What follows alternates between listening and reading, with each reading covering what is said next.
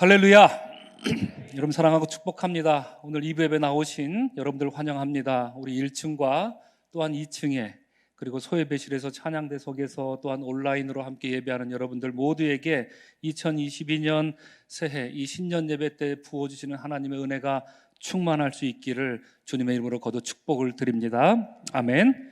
여러분 매년 그렇지만요, 12월 31일이 지나고 1월 1일로 해가 바뀌게 되면 모든 사람들의 마음은 꿈과 또 희망으로 일렁이게 됩니다. 아마도 여러분들도 그러하셨지 않았을까 싶습니다.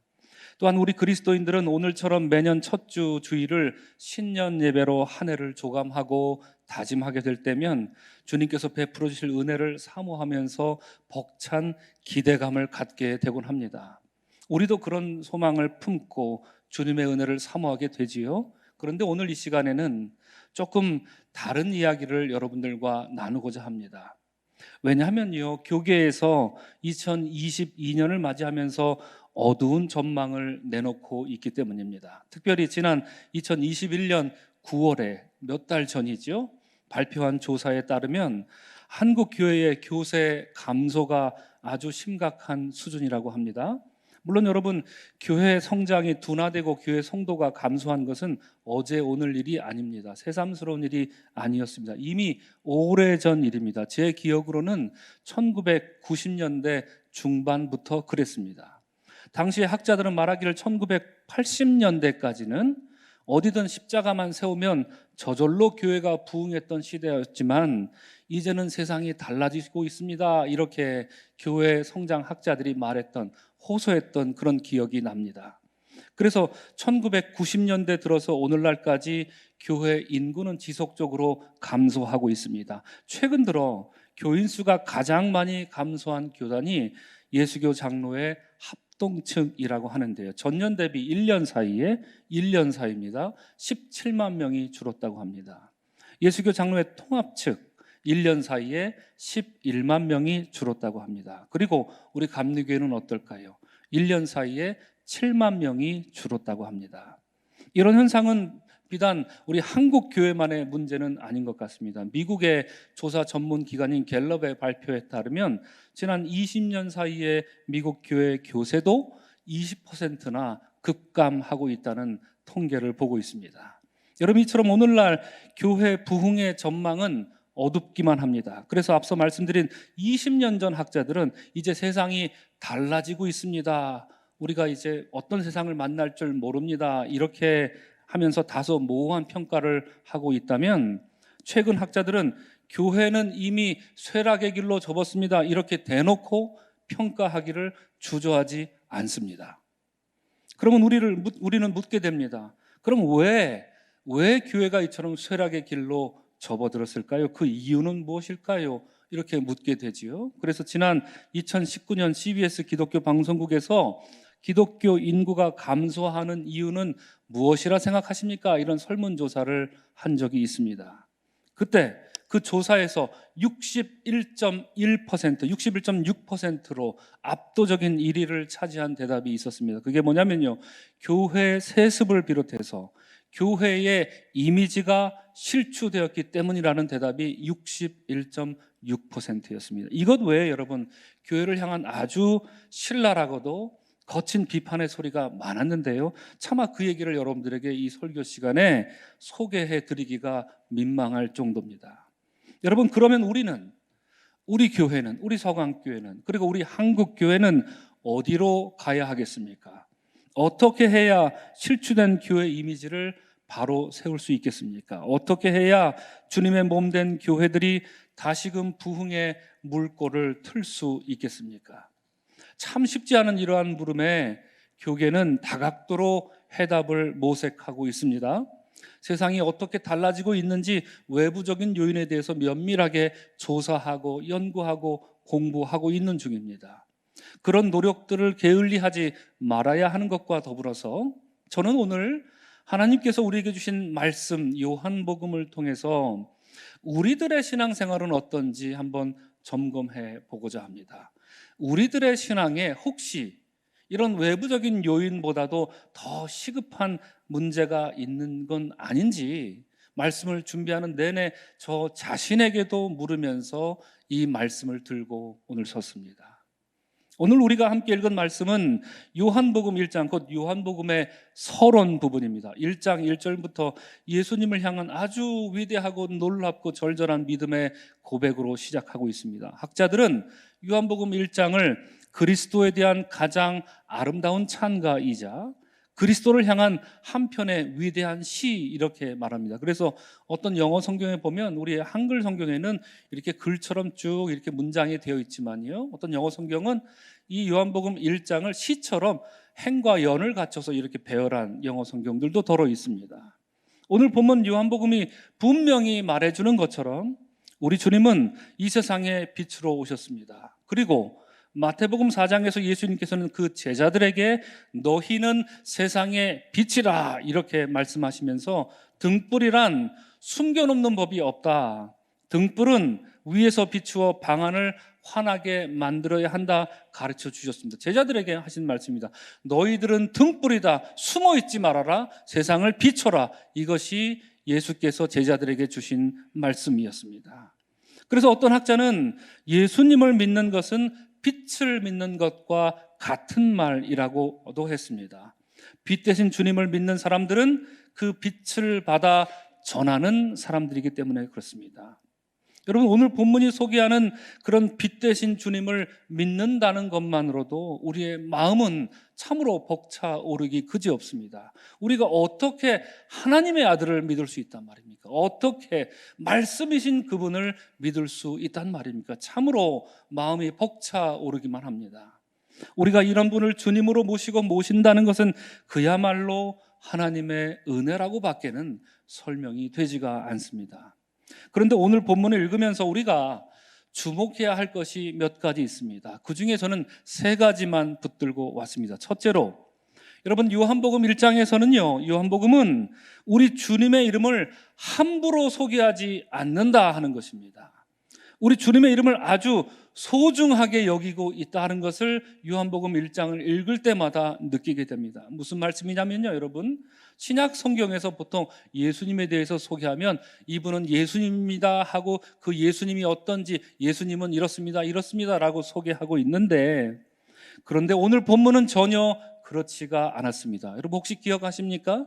우리가 작년에 히브리서 새벽 기도 때 말씀을 나눌 때 제가 1장을 나눌 때 드렸던 말씀이 있습니다. 어떤 말씀이었습니까? 히브리서 1장은 예수님에 대해서 그분이 얼마나 위대하시고 얼마나 탁월하신 분인지를 설명해 주고 있는데, 이 천사보다도 너무나도 천사와도 비교할 수 없는 그런 존재입니다 라고 히브리서 1장이 설명해 주고 있습니다. 비록 천사들이 놀라운 천상의 존재들이라 할지라도 하나님의 아들이신 예수 그리스도에 비할 바 아니다, 이것을 히브리서 1장에서 소개합니다. 그런데 이상하게도 히브리서는요, 1장이 끝나도록 그분의 이름이 무엇인지 말하고 있질 않습니다. 이런 분이 천사보다 뛰어나다, 이런 분이 천사랑 비교할 수 정도로 위대한 분이다 라고 말은 하는데, 그래서 그분이 누군지 이름을 말하지 않습니다. 2장으로 넘어가서 9절에 가서야 오직 우리가 천사들보다 잠시 동안 못하게 하심을 입은 자, 곧 죽음의 고난 받으심으로 말미암아 영광과 존귀로 관을 쓰신 예수를 보노라고 하면서 비로소 그분의 이름이 예수인 것을 알려줍니다. 독자들로 하여금 하나님의 아들이신 그분이 얼마나 위대하며 얼마나 놀라운 구원자이신지를 먼저 알려준 다음에 나중에 가서야 내가 지금까지 말했던 그분의 이름이 뭐라고요? 예수입니다 라고 그분의 이름을 제일 뒤에 가서 알려주고 있는 것입니다. 오늘 본문 요한복음도 그러합니다. 여러분, 오늘 읽는 중에 본문 중에 몇 절에서 예수님의 이름을 찾으셨나요? 여러분, 1장 1절을 읽으면 우린 딱 누군지 알죠? 예수님인지 압니다. 그런데 예수님의 이름이 나오지 않습니다. 몇 절에서 예수님의 이름이 나옵니까? 눈치 빠르신 분들은 뒤에서부터 찾으시겠지요? 몇 절일까요? 17절입니다. 태초부터 계셨던 분, 빛으로 오신 그분, 세례자 요한이 똑똑히 증언했던 그분, 그리하여 영접하는 자마다 하나님의 자녀가 되는 권세를 주셨던 그분, 아버지 하나님의 독생자의 영광을 고스란히 보여주셨던 그분, 은혜와 진리가 철철 넘치며 충만했던 그분, 그분의 이름은 1절도 아니요 2절도 아니요 17절에 가서 율법은 모세로 말미암아 주어진 것이요 은혜와 진리는 예수 그리스도로 말미암아 온 것입니다. 이렇게 소개해주고 있습니다.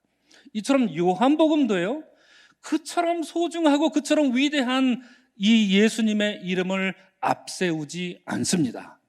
오히려 그분의 삶이 어떤지를 먼저 소개해주고 그분이 이 땅에 왜 내려오셨는지를 천천히 친절하게 알려준 뒤에 바로 그와 같이 귀하신 분의 이름이 예수입니다 하면서 독자들에게 알려주고 있는 것입니다. 여러분, 제가 선교지에서 사역할 때에 단기 선교로 선교지를 찾는 분들이 아주 많았습니다. 사역을 시작하기 전에 제가 모든 선교팀들에게 늘 당부하는 말이 하나 있습니다. 이렇게 저는 말하곤 했습니다. 여러분, 이 먼 곳까지 선교하러 와주셔서 감사합니다. 이곳에 머무시는 동안 여기 사시는 분들에게 예수님의 이름을 전하기 전에, 이것이 중요하죠. 예수님의 이름을 전하기 전에 예수님의 심장을 먼저 느끼게 해 주십시오. 그러고 가면 여러분들은 성공한 것입니다. 섣불리 예수님 이름을 먼저 앞세우려고 하지 마십시오. 예수님의 심장을 당신으로 인해 느끼게 해 주십시오. 그러면 됐습니다. 이 말이 제가 어떤 선교팀이든지 늘 당부하는 말이었습니다. 예수, 그 이름은 선교의 핵심입니다. 우리 그리스도인들은 오직 예수의 이름을 전할 뿐입니다. 분명히 그러합니다. 다른 이름은 우리는 갖고 있지 않습니다. 그러나 예수의 심장으로 살지 못하고 예수의 성품으로 살지 못하며 예수의 사랑으로 사랑하지 못하면서 예수의 이름을 전한다는 것은 안타깝지만 슬픈 일입니다. 그렇게 하면 예수의 이름이 전해지지도 않지만 설사 전해졌다 한들 그렇게 전해진 예수의 이름은 오히려 그들에게 반감만 일으킬 뿐이지 진정한 선교적 열매를 기대하기 매우 어렵습니다. 그래서 생각해 보면 여러분, 한국 교회가 지금 같은 극심한 어려움을 겪고 있는 것은 교회는 지금까지 늘 예수의 이름을 앞세웠지만 그 예수의 이름에 걸맞는 삶을 보여주지 못했기 때문입니다. 예수님은 당신을 사랑하십니다 라고 전하기는 했지만 정작 교회는 예수님이 말씀하신 그 사랑을 세상에 전혀 증명해 보이지 못했기 때문입니다. 우리는 예수님으로부터 사랑받는 것엔 아주 익숙했지만 예수님처럼 사랑하는 것에는 아주 미숙했습니다.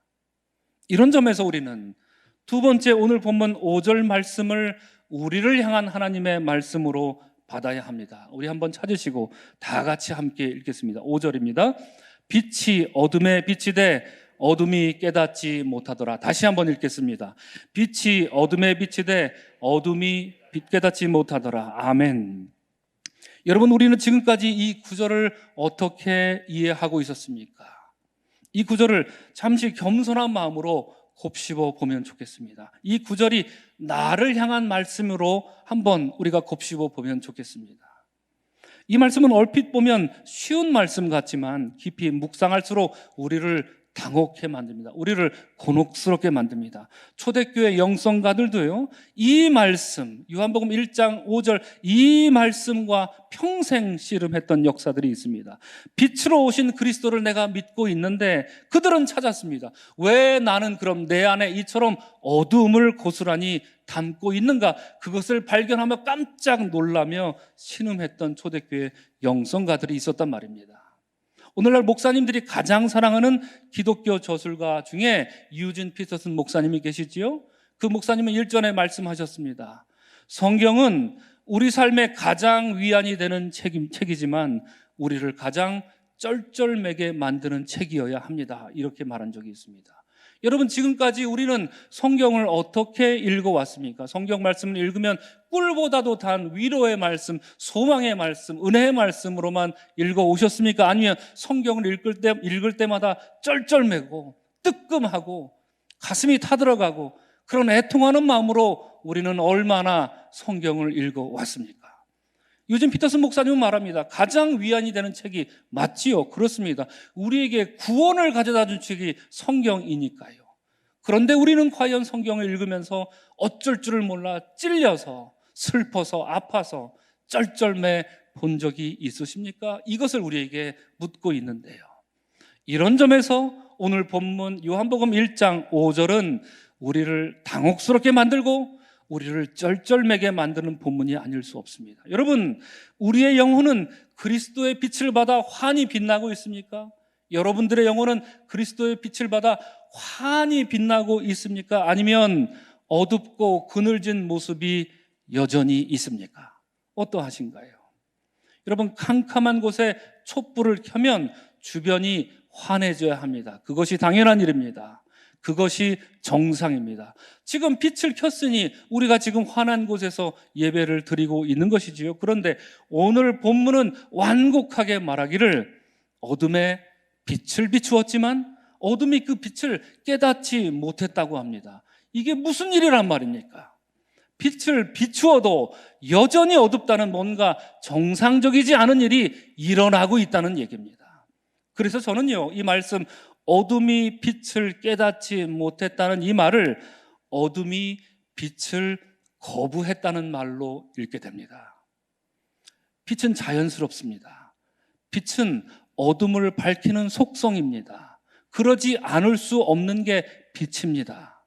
빛이 있으면 어둠은 자연스럽게 물러나기 마련입니다. 그런데 빛을 비추어도 어둡다는 것은 어둠이 빛을 아주 적극적으로 맹렬하게 거부하고 있기 때문입니다. 드러내고 싶은 것만 드러낼 뿐이지 감추고 싶은 것은 여전히 감춘다는 말입니다. 그것도 철두철미하게 감추고 있어서 빛이 있어도 여전히 어둡기만 하다는 얘기입니다. 여러분, 빛으로 오신 주님 앞에 우리 자신을 드러내는 일은요, 아무나 할 수 있는 일이 아니었습니다. 용기 있는 사람만 할 수 있는 일입니다. 빛으로 나오면 어둠 속에서는 보이지 않던 숨기고 싶은 우리 자신의 치부가 드러나기 때문입니다.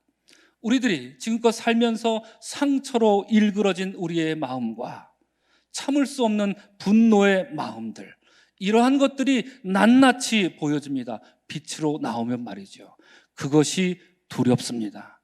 그렇기에 우리의 어두운 그림자는 절대 내놓을 수 없는, 누구에게도 절대로 보여줄 수 없는 자존심이란 이름으로 이때껏 우리 안에 돌처럼 굳어 있는지도 모릅니다. 우리 주님은 바로 그런 모습들을 치유하고 싶어 하시는데, 우리 주님은 바로 그런 어둠들을 비추고 싶어 하시는데, 우리들은요, 꽁꽁 빗장을 걸고는 아무리 주님이시라도 이건 보여줄 수 없습니다.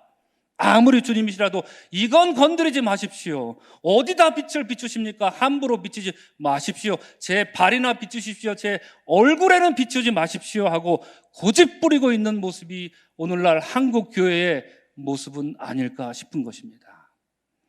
사랑하는 성도 여러분, 빛으로 나아가시기를 축원합니다.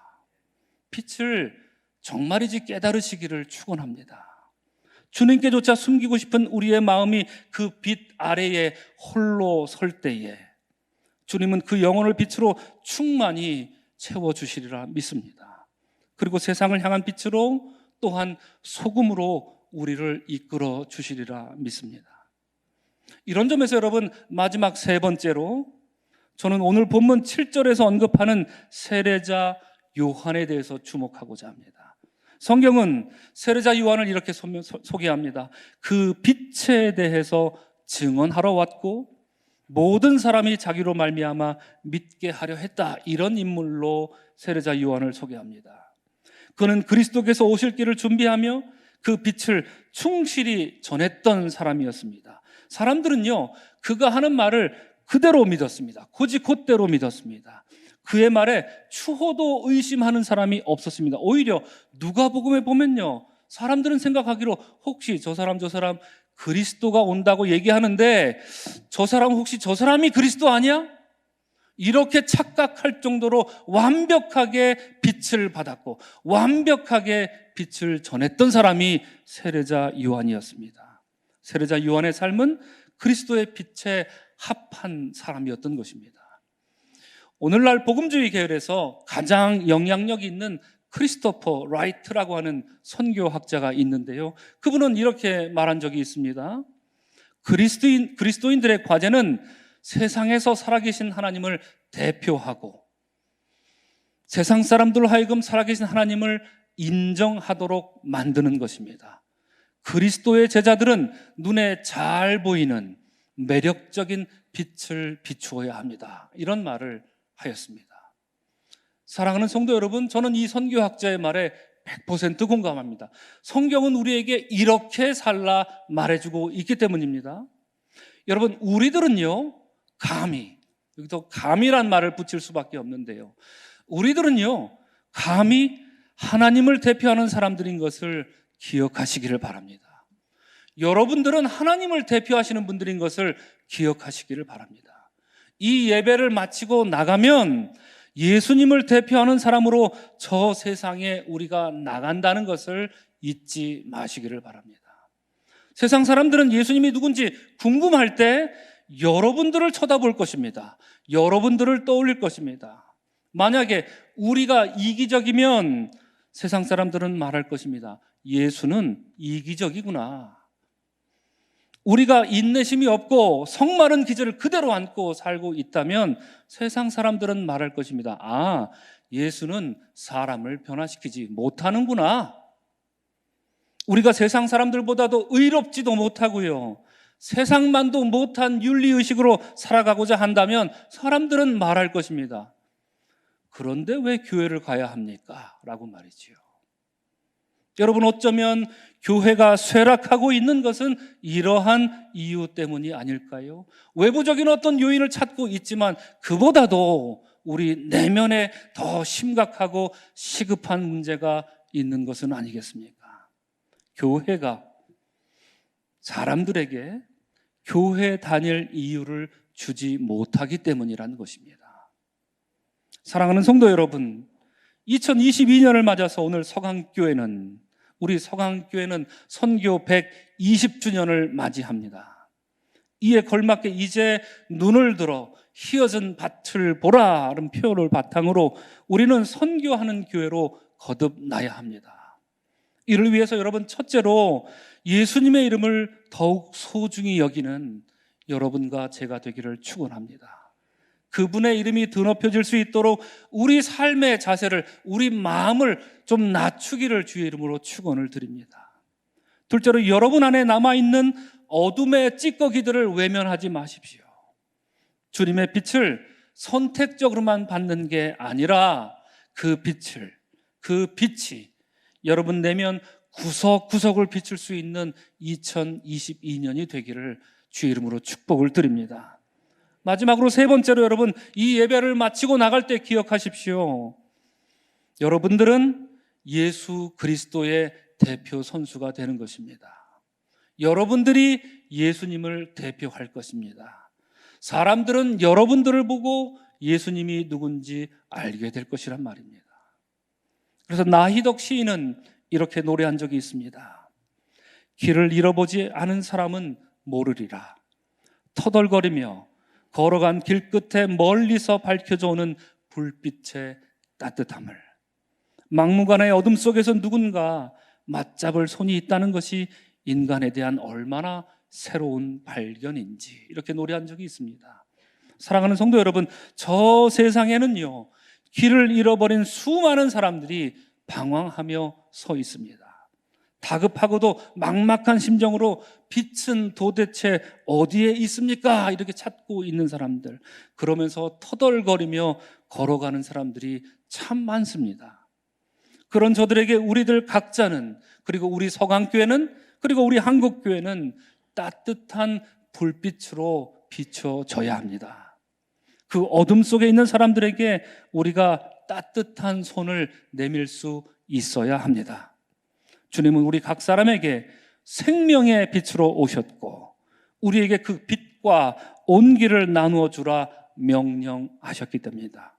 사랑하는 성도 여러분, 2022년 신년 예배를 드리는 이 시간, 이런 삶으로 나아가고자 굳센 믿음으로 결단하며 주님께 칭찬받는 우리 서강교회 될 수 있기를, 여러분 각자가 될 수 있기를 주님의 이름으로 간절히 축원합니다.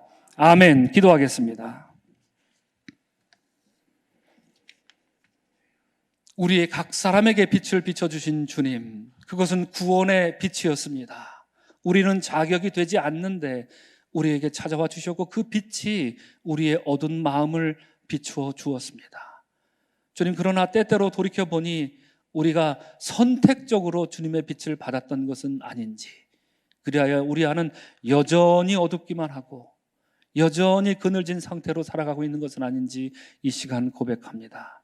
주님, 세상에는 따뜻한 불빛이 그리워하는 사람들로 가득 차 있습니다. 지금껏 교회는 따뜻한 불빛을 보여주지 못했습니다. 그것은 우리 안에 어두움이 있었기 때문입니다.